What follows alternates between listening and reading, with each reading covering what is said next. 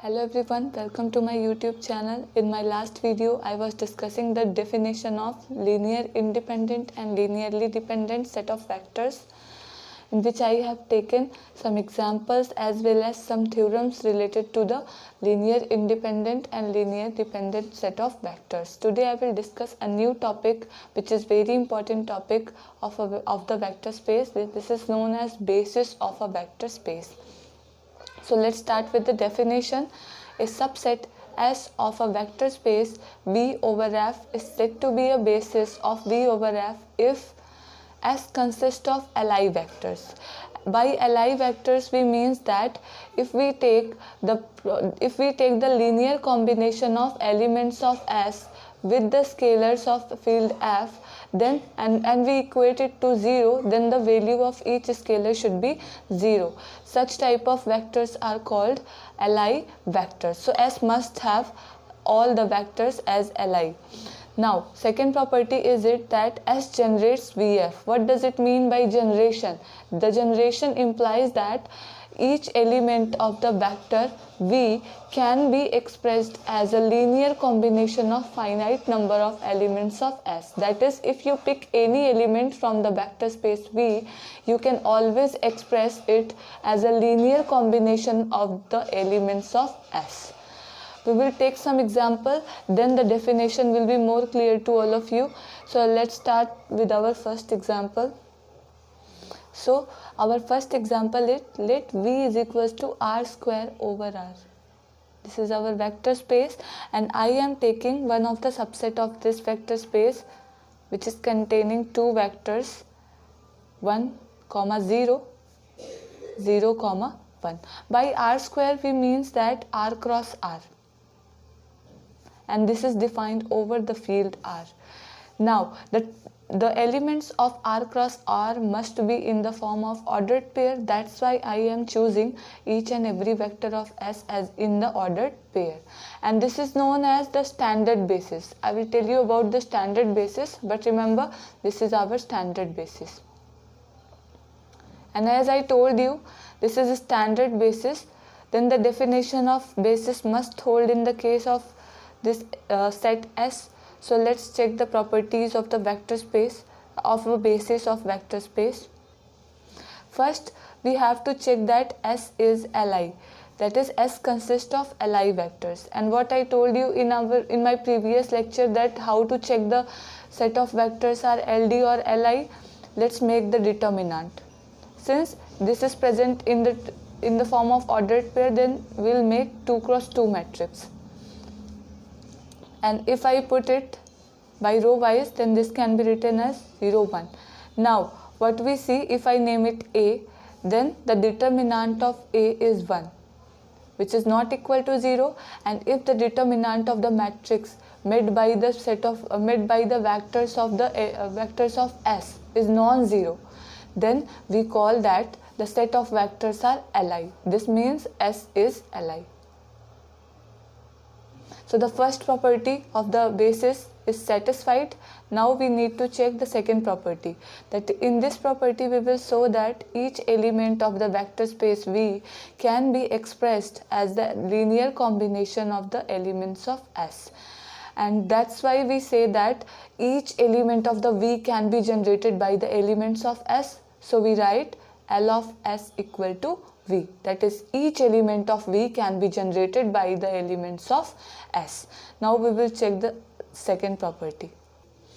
So let alpha comma beta, I am choosing one element from the vector space V. Then this element can be written as the linear combination of elements of S. So let's write alpha beta. This can be written as alpha 1, 0 plus beta 0, 1.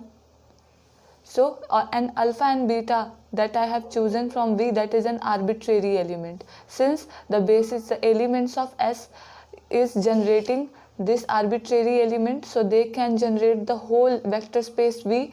That's why we can write that L of S equals to V. That is L of S generates R square.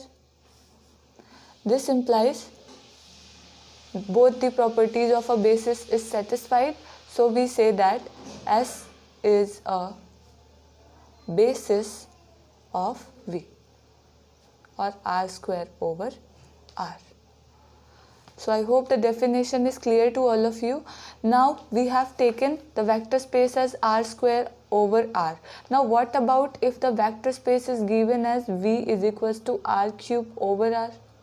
In that case, the standard basis will be in the form of, I am denoting the basis as the set B, that will be equals to 1, 0, 0. This time we will take them in the form of triads, 0, 1, 0 and 0, 0, 1. Similarly, we can define for n-dimensional vector space also. So I am just defining similarly, proceeding in this manner. If we take V is equals to Rn over R, the basis of this vector space will consist of the vectors like 1, 0, 0 and so on 0. Suppose they are n minus 1 number of zeros, comma 0, comma 1, comma 0, 0 and so on 0, comma and so on 0, comma 0, 0 and so on 1.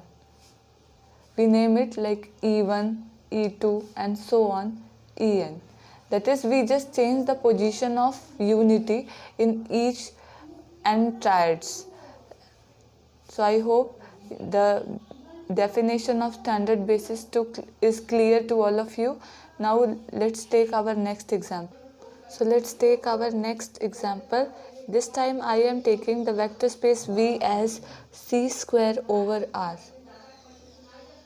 If I write it, this is C cross C over R. So the elements of the set S must be in the form of ordered pairs, since I am taking the Cartesian product of the C with C. So let S equals to 1, 0,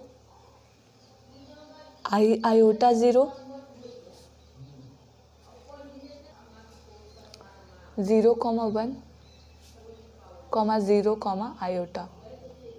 Now we need to prove that this set S of vector space V forms a basis for the vector space V. So the first property that we need to check is the linearly independent, that the set of vectors are linearly independent. Since you can see that it is not possible to check the determinant of these matrices, these elements, because they are not present in the form of square matrices, and we can determine the determinant only for the square matrices. Then we have to use our first method that I told you in the first video of linearly dependent and linearly independent set of vectors. So let's use them. So what we do to show S is Li, in order to show that S is Li, we choose four scalars from the field F belongs to F. Since we have 4 vectors in the set S, that's why I am choosing 4 vectors from the field F, and we will write it in the linear combination of the elements of S together with the scalars and equate it to a 0 vector. Now then we will try to find out the value of scalars. If all of the scalars becomes 0, then we say that the set of vectors S is Li, and if one of them is non-zero, we say that S is LD, hence it cannot be a basis for the vector space V. So how we write the linear combination of the elements of S? The first scalar together with the first vector, the second plus the second scalar together with the second vector, the third scalar together with the third vector,